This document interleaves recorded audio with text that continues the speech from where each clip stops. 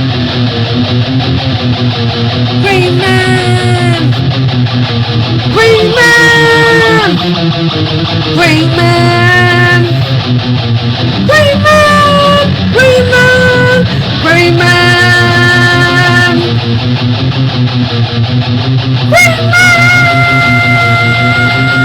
Holy YouTube video, Green Man!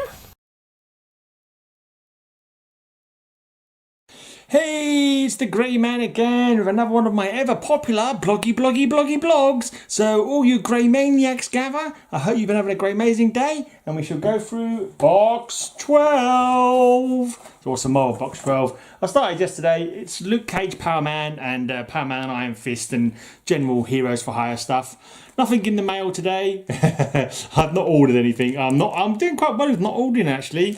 I've got no choice. So yeah, I'm doing quite well. I might rebag some of these actually. These have all got some really rough old bags on them. Maybe a rebag might be in order. I was thinking people might be interested in getting an update on my grey boxes. I've sold one. Yeah. And no other inquiries, so I might just send him his money back and not bother.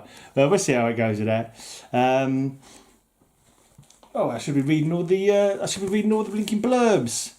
You have had it. If Piranha Jones doesn't kill you, then my deadly pets will. Some choice. Either this freak drowns me, or I get eaten alive. Except you've got steel hard skin. The piranhas will not be able to eat you alive. They're more likely to eat Piranha Jones alive, unless he's got some kind of mental power over piranhas, which I don't think he has. Can he breathe underwater, Piranha Jones? And this one says, your murdering days are over, creep. Luke Cage is taking you in. Easier said than done, because no one's stronger than Wildfire, the hottest new villain in town. There you are. Sticks and stones may break your bones, Cage, but spear can always kill you. Introducing the deadliest assassin of all. Spear. Looks like he should be more called Harpoon. Or Trident. He fires tridents out of a harpoon-looking gun. But I suppose he's better than Discus we had yesterday. If the Mangler's claws don't kill you, Cage, my war spear will. Face it, hero, you're a dead man. Murder times 2. But of course, he might also fall off of that scaffolding thing that he's fighting. It looks like he's fighting on top of a signpost. But if he falls from that, as we saw yesterday with the covers, he can die. He's always dying or nearly dying, falling off of scaffoldings and buildings. No matter how the trip ends, Mangler, this is your last stop. But Cage and a busload of innocent people are still trapped on a one-way ride to revenge. I said one-way wide. A one-way ride to revenge. There we go. Need to enunciate my words better. You turn the ground into quicksand, and here's where Chemistro makes sure you drown in it. Chemistro is back and deadlier than ever.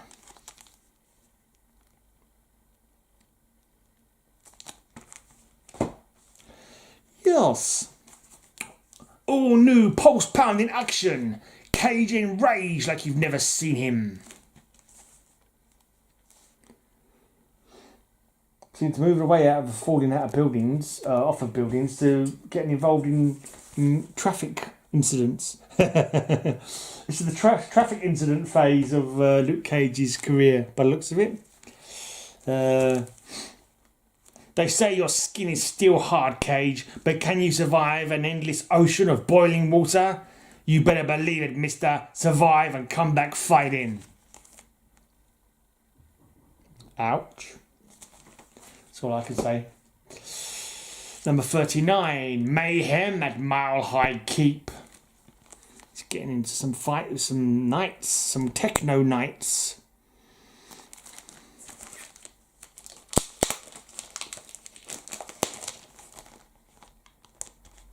A little bit of a turned top there. I just want to tuck down.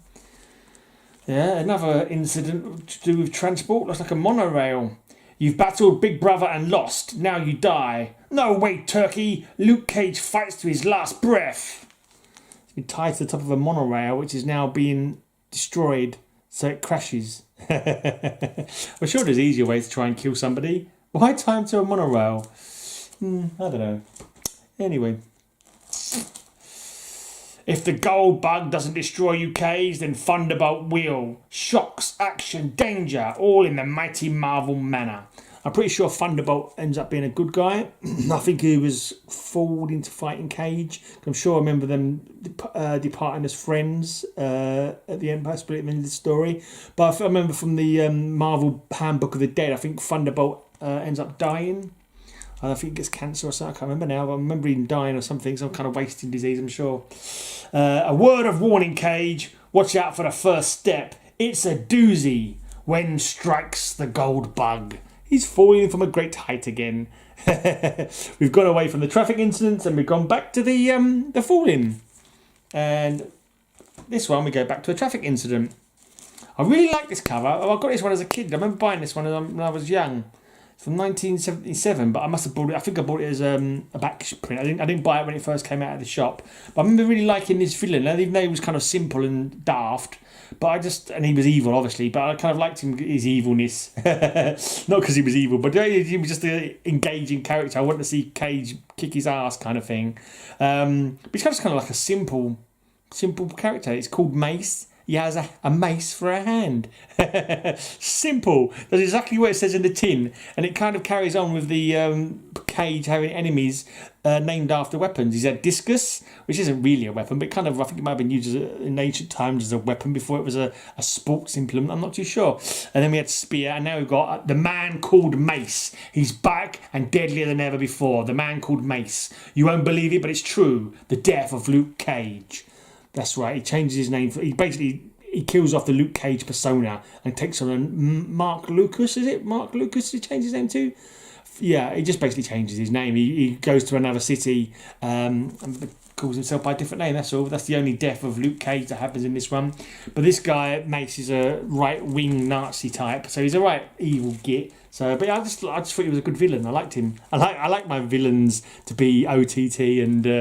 you want to hate a villain, don't you? You want, because that makes them fun to see, having their face punched in. All right, you turkeys, make way. Luke Cage is busting through, but only to have Mace finish you off. He has a mace for a hand. How awkward must that be in everyday life? Maybe like he got a mace for a hand. But before that, he was just like a perfectly ordinary guy, happy to let everyone get along with each other. No trouble at all. Paid his taxes. But then once you get a mace for a hand, there's not much else you can do with it other than become a supervillain, can you? He's like, I've got a mace for a hand. I can't tie my own shoelaces. I must use it to smash people's heads, I suppose. What else can I do? Well, this is an old bag. It's got a 40p price on it. 40p price. So I was obviously buying a few Luke Cages back then, trying it because I do remember buying a few. I don't remember if I've ever bought them straight from the shop, but I remember liking the character for some reason and trying to buy a few back issues with my limited funds that I had back in the day. I wish I'd bloody gone in stronger there and bought, really looked for them properly. But I wasn't really that organised with my comic buying as a youth, really. Too busy going to the pub getting drunk and stuff like that. Right, so they've still got a price label on it, only 40p at the time. I can't read that blinking window. The city of Chicago will be blown to bits in 4 hours. Let's just open this up so I can read that window. I've got to change these bags, I think. And the one dude who can save it has problems of his own. Countdown. And this is another thing we've noticed with Luke Cage. Water. He does seem to get in the water a lot. Hot water with piranhas in it. So it's either falling from a great height or drowning are the two methods of attempting to kill Luke Cage. Both of which may well work, I should think. Out of my way! That's still a live bomb! Those kids will kill themselves and the whole blasted city! You're jiving, Cage. Only one gonna die is you. Rage on Doomsday. Don't forget I'm available for voiceovers. Especially ones that pay money. This one's got another one with a 40p price limit on it. Zax. It's fighting against a Hulk villain. You have a body like steel, mortal, but caught in my grip of nuclear fire, even steel can melt. Men call him Zax, being of living lightning. Anywhere he strides, Holocaust shall follow. Zax. Number 48. Oh, he takes on the martial arts might of Iron Fist. You got some bad moves, ballet breeches, but kung fu kicks and a flaming fist won't stop me from bringing this building down on your head. The typical battle between the good guys when they first meet up. The misunderstanding, or they're working at cross purposes. And yeah. Good stuff. Pow. Kablamo. Right. Oh, they've dropped Luke Cage from the title.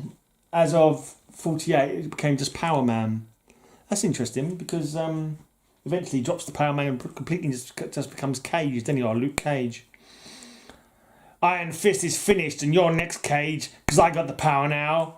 I don't care if you're stronger than me, Bushmaster, you're going to pay for his life. Cage returns to the prison where it all began. Seagate is a lonely place to die. And in issue 50, beginning a new era of greatness. Power Man and Iron Fist. Fantastic 50th issue. Now the most unlikely team of all in the most unbeatable adventures ever. And look at that. It's a blaxploitation martial arts mashup there. It looks like a movie poster with the floating heads and all that. All the different characters from their lives. Pretty cool. Busting out. They're doing the busting out through the comic book kind of thing, but with no busting out of the comic book. Just running forwards, fists in the air, and in the backdrop you can see like action scenes from their comics. Fun stuff. Right, the latest and greatest team of all, Power Man and Iron Fist, a night on the town.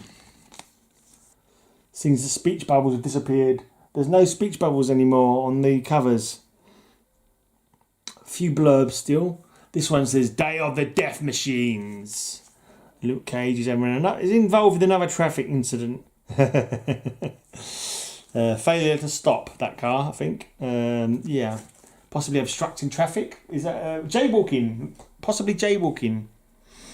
The latest and greatest team of all, Power Man and Iron Fist. No mercy hath the hero killer.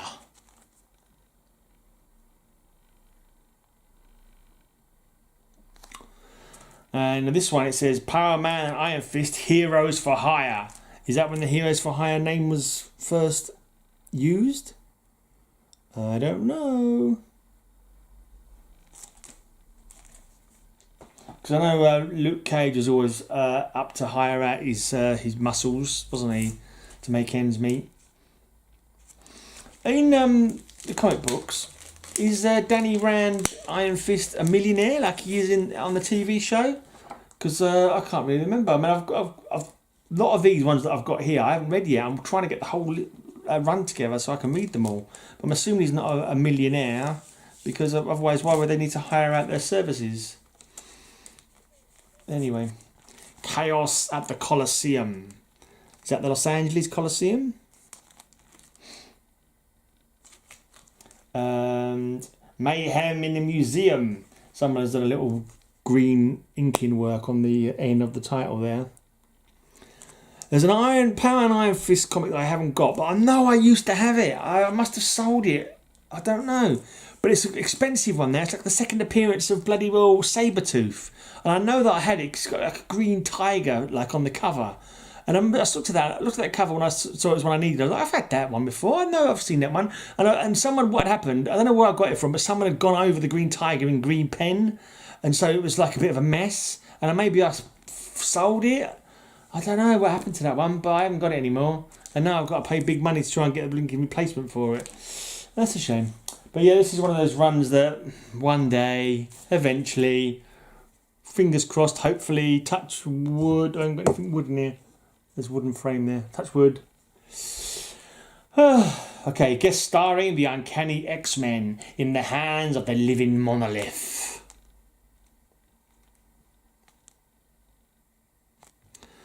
Introducing Power Man's deadliest super foe. Call him El Aguila. Call him the Eagle. Spanish American, Hispanic American, like the correct term, or yeah. So la aguila means the eagle, I believe. That's why it says call him the eagle. Kung Fu Action plus the Big Apple Bomber. Bob Layton cover apparently. And lastly for today, the Terrorist Manifesto. I must prefer it when there's speech bubbles on the covers. I've got more to talk about now. I've got more speeches to read out then. Oh well. So that's taking me up to number 60. That'll do for today, I reckon. Hope you enjoyed that, Grey Maniacs. It's very warm here in London. I've shot a couple of videos already for the vinyl community today. I've got an interview. I'm doing an interview tonight. 2 a.m. my time, which is 8 p.m. Central Standard Time. Illinois, a band from Illinois called Self-Imposed Exile, a blackened death metal band. I'll be doing an interview streaming straight to YouTube.